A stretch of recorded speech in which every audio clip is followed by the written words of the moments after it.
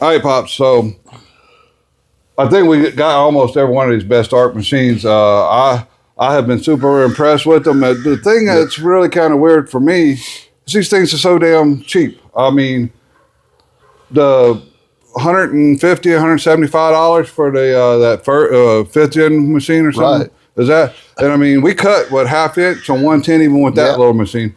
So been using the heck out of it. well, now you've kind of seen it. We've went with the fifth gen. I think we went to 11th gen. We've gone to the low frequency BTC800XP.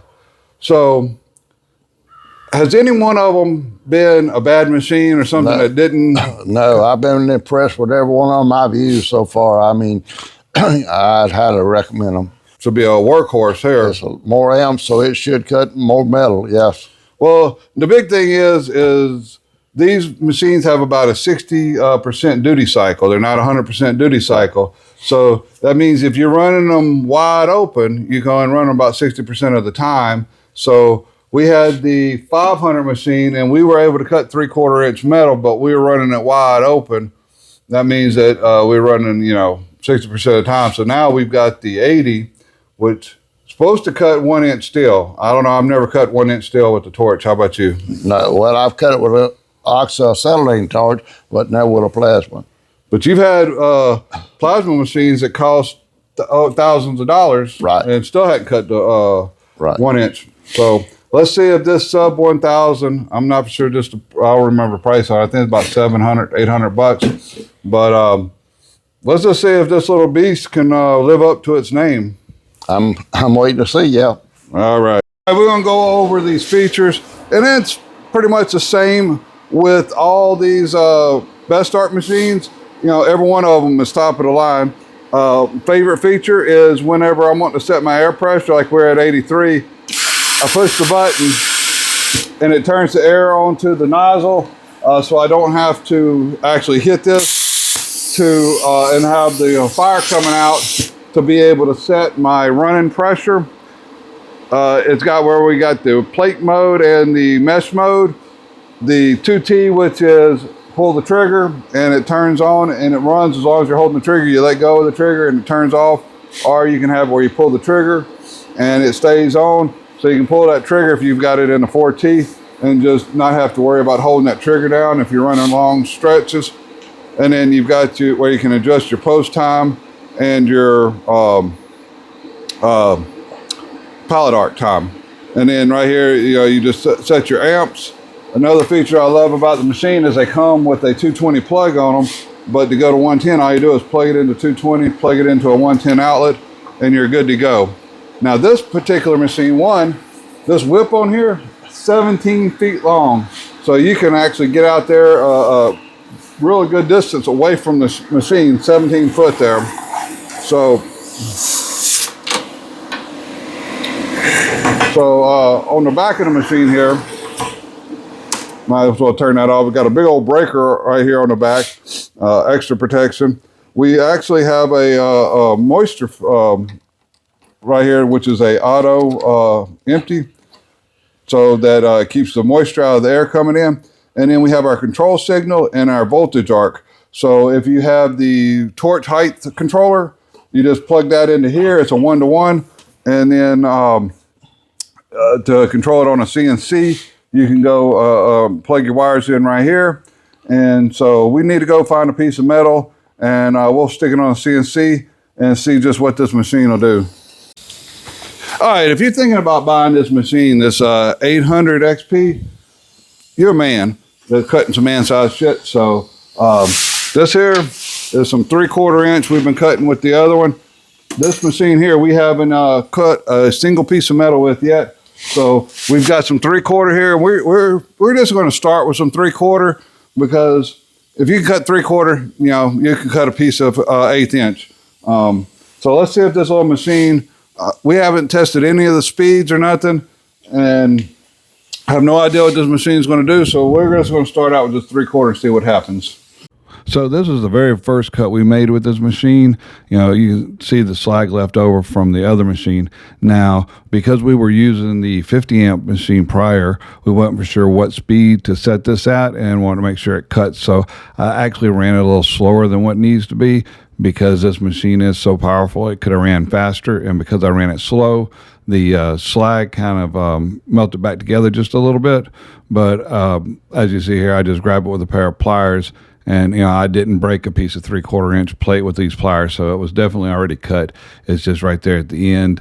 Either needed to have the post time a little bit longer, or I should have ran it a little bit faster to get that cut, but an amazing cut right out the gate.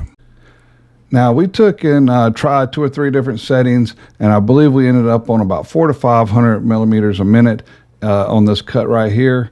And as you see, the actual bar underneath starts heating up just because it's putting out so much heat, and the piece sticks to that a little bit. But once I pull it off, you'll see the cut. I mean, this cut is just absolutely fantastic.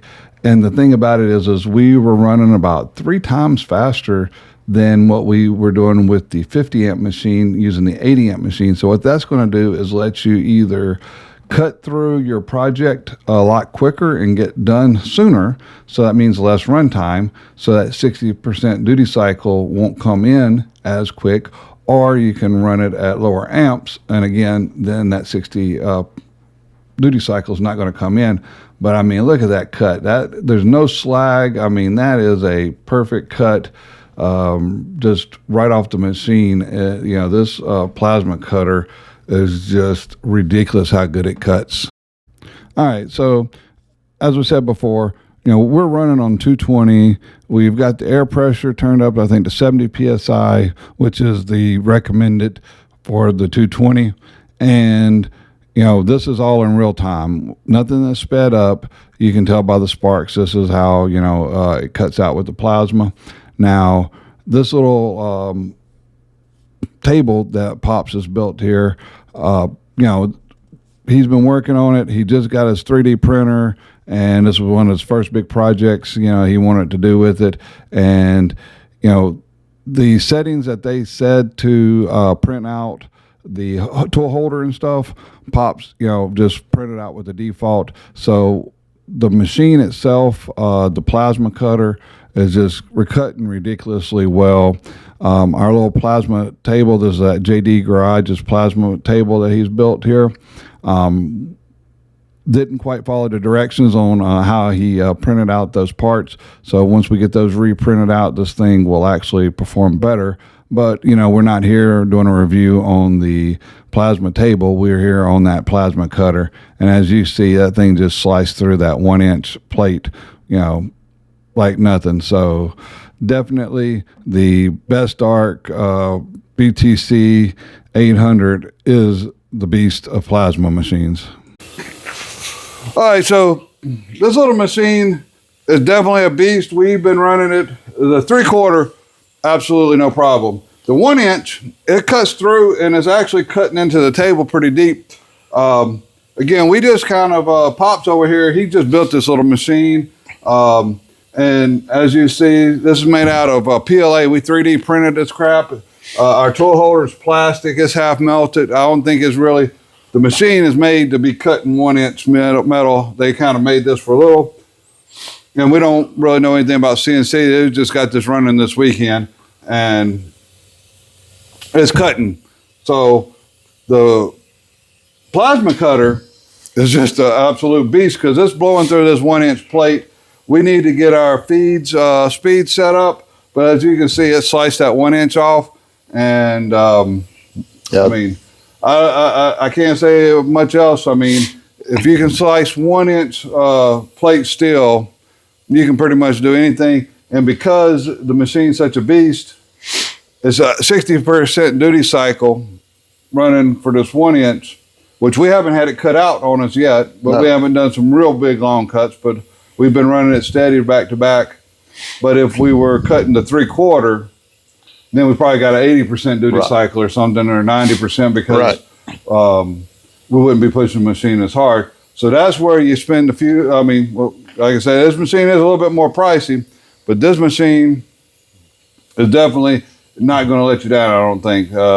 What do you think, Pops? I'm impressed. Like I say, we know it'll cut the thin stuff, but the thick stuff, these little machines won't even come close to cutting what this is cutting. So this is a versatile machine that'll cut from the thinnest to 1 inch.